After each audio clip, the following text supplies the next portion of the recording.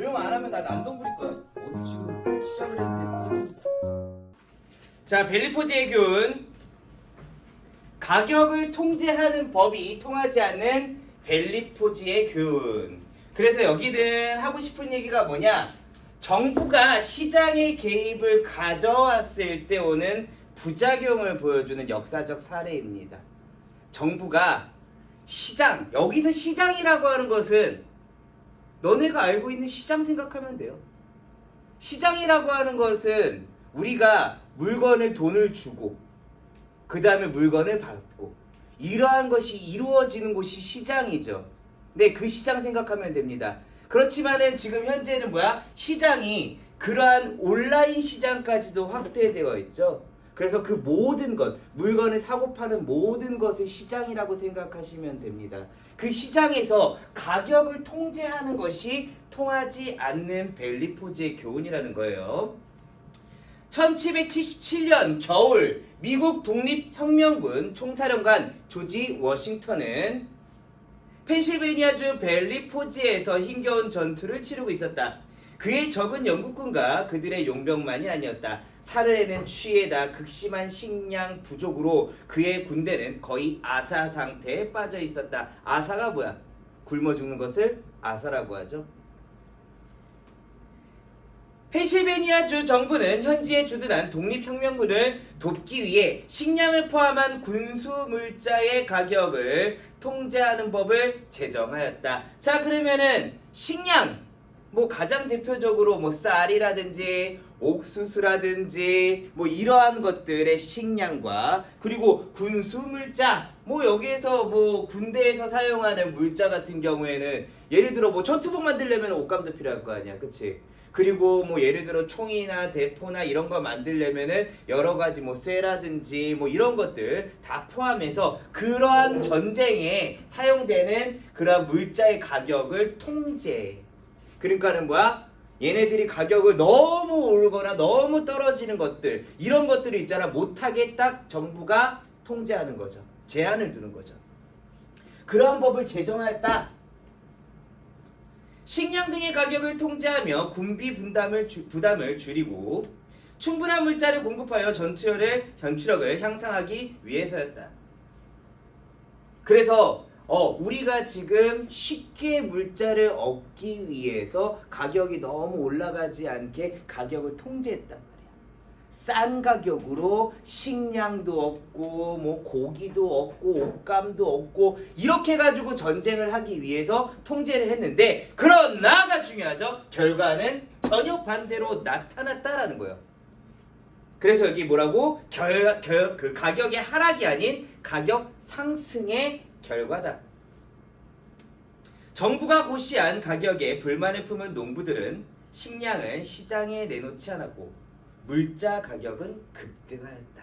그래서 뭐야? 시장에 정부가 개입을 했을 때 나타나는 부작용입니다. 일부는 적군인 영국군에게 더 비싼 값에 금을 받고 팔아버렸다. 아니, 지금 뭐야? 미국 사람이라면은, 자, 만약에 있잖아, 이거를 우리나라랑, 이거 내가 얘기 잘못하면은 문제 큰일 날 것 같은데, 일본이라고 합시다. 아예 모르겠다. 우리나라랑 일본이랑 만약에 지금 전쟁을 하고 있다라고 칩시다. 그런데 우리나라에서 전쟁을 조금 물자를 잘 받기 위해서 가격을 통제했단 말이야. 근데 가격을 통제를 했는데 우리나라 사람들이 싫어. 왜 우리가 이렇게 싼 가격에 팔아야 돼? 그냥 일본 사람한테 비싼 돈 주고 팔아버려야지. 금을 받고 팔아버려야지. 이런 거죠. 이 얘기는 뭐냐? 사람들은 경제적인 유인에 반응한다라는 거예요. 물론 애국심도 중요하겠지. 아니, 당연히 애국심에 따라 행동하는 사람들도 있을 거예요. 훌륭한 사람들은 그러죠, 당연히. 우리나라 사람들 나라 경제가 힘들었을 때 자신의 자식의 금반지 뭐 돌반지 같은 거 다 긁어 모아가지고 우리나라를 위해서 애쓰신 사람들도 있어요. 그런데 일반적으로 사람들이라고 하는 것은 경제적 유인에 반응한다라는 거죠. 그래서 뭐야? 적국한테 돈 주고 난 돈만 많이 받으면 돼. 이렇다라는 거죠. 그러니까는 이러한 상황에서 군인들은 아사를 어떻게 면할 수가 있었겠는가? 이거 서리적 표현이죠. 아사를 면할 수 있었다 없었다? 없었다라는 거예요. 그래서 결국에는 이 사람들 많은 사람들이 배고파서 죽은 군인들이 많았다라는 거죠. 그 결과 벨리포즈의 전투는 참패로 끝이 났다. 1778년 6월 13개 주가 연합한 대륙회의는 워싱턴의 참패를 교훈삼아 재화에 대한 가격 통제는 효과가 없을 뿐만 아니라, 그쵸? 재화 여기에다가 가격을 통제를 했어. 그러면 뭐야? 효과는 없을 거야. 그리고 공공 서비스를 악화시키므로, 그래서 그것뿐만 아니라 더 퍼져서 교육, 의료 뭐 이런 것들의 서비스들이 다 악화시키기 때문에 다른 주에서도 유사한 법령, 이 유사한 법령이 뭐야? 재화의 가격을 통제하는 그러한 법령을 제정하지 말 것을 결의하였다. 다음, 경제 정책은 시장 친화적이어야. 자, 그래서 이 시장이라고 하는 것이 아까 얘기했죠. 재화나 서비스가 거래되는 공간이에요. 그래서 이 경제정책이 시장 친화적이어야 된다는 얘기는 뭐냐? 네, 자율적인 것에 맡기고 정부의 개입을 최소화시키자라는 거예요. 시장과 정부는 경제라는 수레를 움직이는 두 바퀴와 같다. 그래서 뭐야? 비유적인 표현이죠. 만약에 있잖아, 바퀴 하나와 다른 바퀴 하나가 서로가 크기가 다르거나 맞지 않으면 어떻게 되는 거야? 잘못 굴러가죠. 그래서 이렇게 바퀴라고 표현한 겁니다. 때로는 서로 잘 맞물려 수레를 잘 굴러가게 하지만 서로 갈등을 빚으며 좌충우돌하고 엉뚱한 결과를 가져오기도 한다. 그 이유는 대부분의 정책 당국자가 정부가 시장을 움직일 수 있다라고 믿기 때문이다. 정부가 시장을 움직일 수 있기 때문에 얘네들은 뭐야? 막 가격을 통제하고 얘네가 가격을 오르게 하고 떨어지게 하고 이랬을 경우에는 뭐야? 문제가 발생할 수 있다라는 거죠. 그러나 실제로는 전혀 그렇지 않다. 그러나 다음에가 중요하죠. 이 사람이 얘기하는 바는 뭐냐?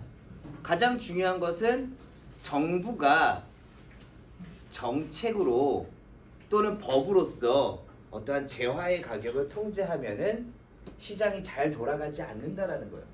시장의 흐름과 상충하는 서로 맞부딪히는 정책이 발표되면 일시적으로는 효과가 있을 수도 있어요. 있을 수도 있고 없을 수도 있고. 하지만 결과적으로는 시장의 흐름이 정부보다 더 강력하게 작용한다. 성공하는 정책일수록 시장 친화적이어야 한다. 그러니까는 뭐야? 정부가 이러한 정책을 한다 하더라도 시장의 흐름이 더욱 강력하게 작용하기 때문에 장기적으로는 시장의 흐름에 따라갈 수밖에 없다라는 거예요. 그럼 잘못된 정책이 될 수 있다라는 거죠. 그렇기 때문에 시장 친화적이어야 된다. 이 시장 친화적이라는 얘기는 뭐야? 시장의 흐름에 따라서 정부가 정책을 해야 된다라는 거죠.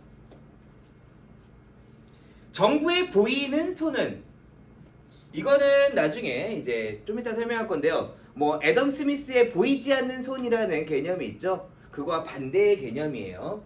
보이는 손이라고 하는 것은 정부의 개입을 얘기하는 겁니다. 그래서 만병통치약이 아니다. 오히려 거의 모든 문제는 시장에서 해결될 것이고 정부의 역할은 제한적이다. 그래서 뭐야? 이 사람이 하고 싶은 얘기는 뭐냐면은 무조건 제한은, 정부의 제한은 하면 안 된다라고 하는 것이 아니라 아주 제한적으로 해야 된다는 거죠.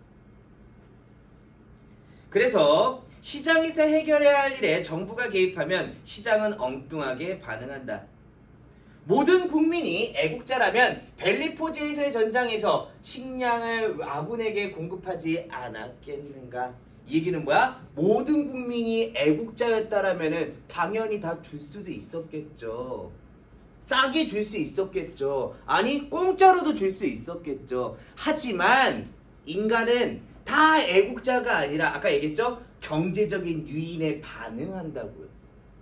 그렇기 때문에 뭐야? 경제 주체는 윤리나 규범이 아닌 경제적 이익에 따라 움직인다라는 얘기예요. 이것도 서리적인 표현이죠. 경제 현상이 반드시 윤리나 규범으로만 움직이는 것은 아니다. 경제 주체들은 정부의 강력한 정책보다는 자신의 이해를 대변하는 유인책에 따라 움직이는 속성을 보인다. 그래서 뭐야 여기 내가 아까 계속 얘기했던 게 뭐죠? 경제적 유인에 반응한다. 모든 사람은 경제적 유인에 반응한다. 이거죠. 이 경제적 유인에 반응한다는 얘기는 뭐야? 자신의 이해에 따라. 이해가 뭐죠? 자신에게 이로운 것과 해로운 것에 따져서 움직인다라는 거예요. 엄격한 법령에 대해서도 시장은 입법 의도와 다르게 움직일 수 있다. 그래서 왜곡된 결과를 가져오거나 회복할 수 없는 부작용을 낳기도 한다. 그러니까 다시 한번 얘기해서 이러한 시장의 흐름과 다른 이러한 법이라든지 정책이라든지 이런 것이 왔을 경우에 있잖아 부작용이 생기고 그리고 문제점이 발생한다라는 거죠. 그래서 그 시장 흐름에 맞게 시장 친화적인 그러한 정책을 해야 된다는 얘기예요. 그래서 따라서 정부의 개입은 항상 제한적으로 이루어져야 된다. 전면적으로 다 통제하면 안 되고요. 아주 제한적으로 정책은 이루어져야 된다라는 게 작가의 주장이죠. 오케이, 여기까지.